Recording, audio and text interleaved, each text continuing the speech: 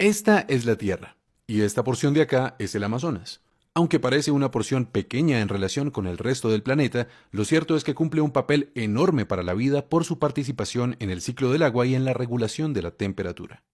Vamos a hablar sobre esto y del papel que tiene la vida animal para ver la importancia de garantizar la conectividad entre la cordillera de los Andes, la Amazonía y el Océano Atlántico.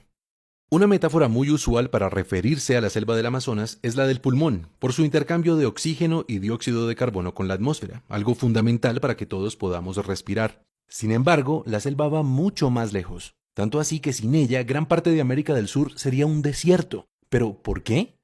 Empecemos por señalar que el agua se acumula sobre todo en los océanos, y si bien el calor del sol la evapora y la sube por los aires, es necesario que el viento empuje el vapor tierra adentro. De otro modo, el agua no llegaría a los continentes, moriría la vegetación y se secarían grandes extensiones. La manera como el Amazonas entra en juego acá es complementando la labor de los vientos alisios, ayudando a atraer el aire y reteniendo el agua en tierra.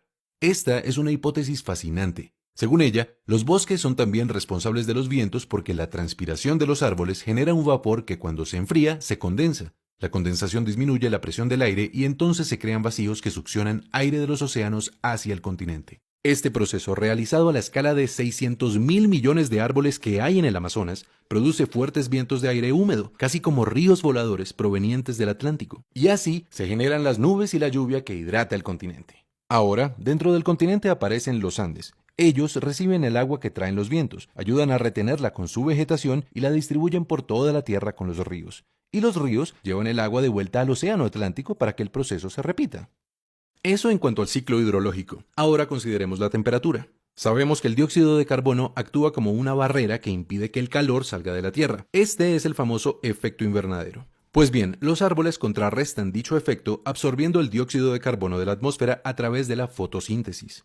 Con esto y con los sumideros de dióxido de carbono bajo tierra, el Amazonas anualmente le quita a la atmósfera más de 1 billón de toneladas de este gas, ayudando a contrarrestar el calentamiento global, que es consecuencia de nuestra sobreproducción de gases de efecto invernadero.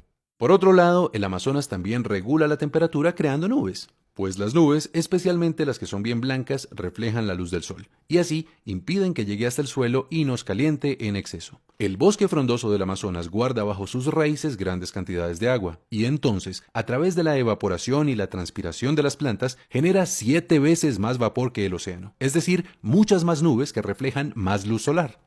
En resumen, regular la cantidad de oxígeno y de dióxido de carbono, mantener la temperatura dentro de ciertos rangos y participar en el ciclo del agua generando los vientos y reteniendo el agua en la tierra son algunas de las funciones que la Amazonía realiza de manera integrada con el Océano Atlántico y con la cordillera de los Andes. Sin embargo, todavía no tenemos la imagen completa. ¿Qué nos puede faltar?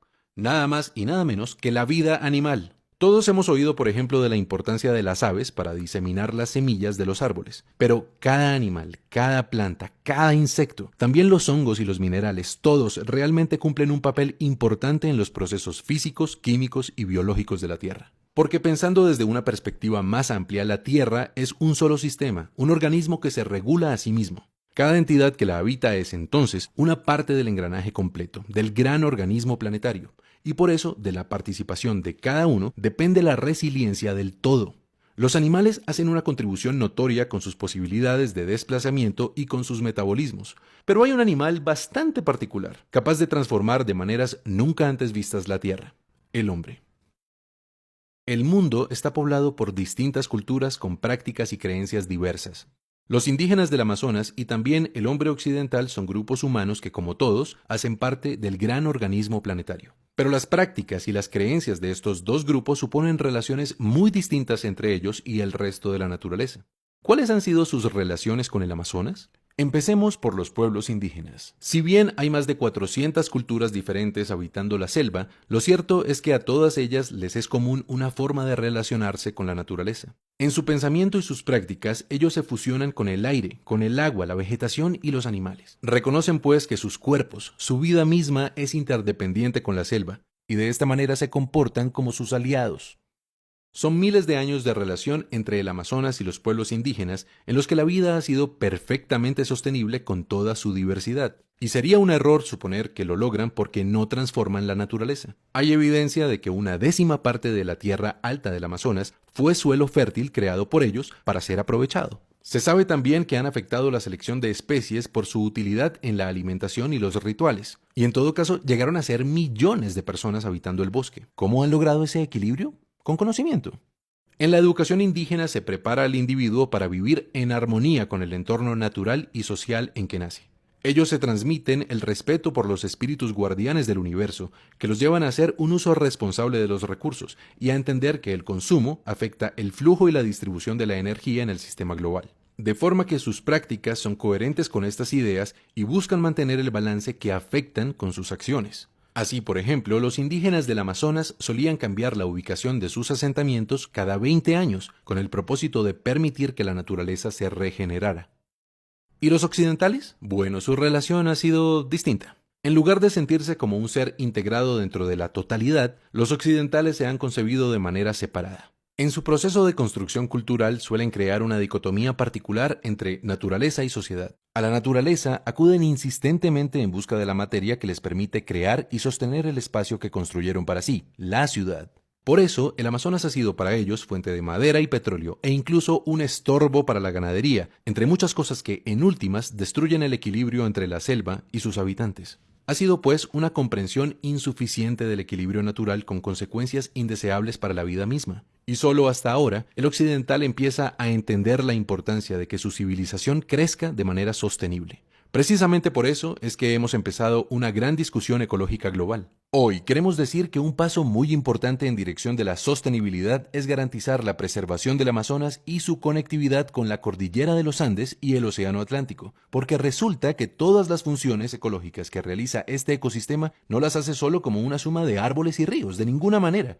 El Amazonas, el océano y la cordillera deben ser un continuo ecológico a través del cual fluya la energía y la información. Es decir, que fluyan los ríos terrestres y aéreos, el oxígeno, el dióxido de carbono y otros elementos, la roca sedimentaria y también la información genética y las prácticas culturales, para que todo esto en conjunto garantice la diversidad que da mayor resiliencia al sistema entero. La labor que se ha hecho hasta ahora ha sido muy importante y ya está cubierto gran parte del territorio que necesitamos integrar en modelos sostenibles. Los gobiernos han puesto de su parte para crear áreas protegidas y reconocer territorios indígenas, pero nos siguen faltando algunas zonas entre esos parches que garanticen la conectividad. Una conectividad que no solo fortalecerá los servicios ambientales, la resiliencia del planeta y la estabilidad climática, sino que nos dará la oportunidad de articularnos con los pueblos indígenas para repensar nuestra relación con la tierra. ¿Cuál es la mejor manera de relacionarnos con ella? ¿En qué consiste nuestra riqueza? ¿De qué depende nuestro futuro? Esta es una oportunidad que nos puede inspirar para que todos juntos, gobernantes y ciudadanos, busquemos respuestas y tomemos decisiones apropiadas para nosotros, como parte de un gran sistema global, nuestro planeta Tierra.